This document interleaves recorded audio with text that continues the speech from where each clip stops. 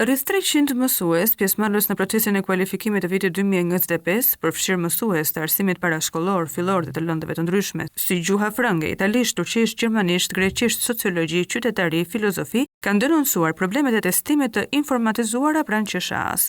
Sindikata e Bashkuar e Arsimit të Shqipërisë ka kërkuar ndërhyrje të menjëhershme nga Ministria e Arsimit, duke konsideruar testin të padrejtë për shkak të pyetjeve të vështira, kohës së papërshtatshme dhe pragut të lartë të kalueshmërisë. Problemet kryesore të testimit, sipas SBASH.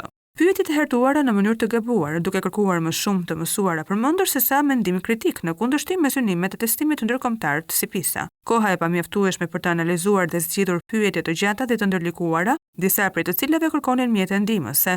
Niveli i lartë i pragut të kalimit, 60%, i cili është konsideruar si i padrejtë duke pasur parasysh se në vitet e mëparshme ka qenë 40%. Pyetje jashtë programit orientues të formuluara keq dhe me alternativa të ngjashme që krijojnë konfuzion. Mungesa e një standardi të unifikuar për të gjithë mësuesit duke shkaktuar pabarazi në vlerësim.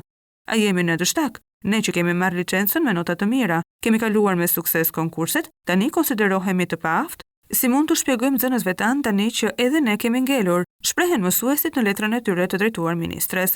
Kërkesa e SBASH për Ministrinë e Arsimit dhe Sportit, rishikim të menjëhershëm të procesit të testimit dhe vendosje të një standardi të barabartë për të gjithë mësuesit, përfshirje të sindikatës në hartimin e politikave arsimore për të siguruar një proces të drejtë të përshtatshëm për kualifikimin e mësuesve, ndryshim të metodës së vlerësimit duke u fokusuar më shumë në aftësitë praktike të mësuesve, si menaxhimi i klasës, metodologjia e mësimdhënies dhe njohja e rregulloreve shkollore në vend të pyetjeve me alternativa që nuk reflektojnë realitetin e punës së tyre.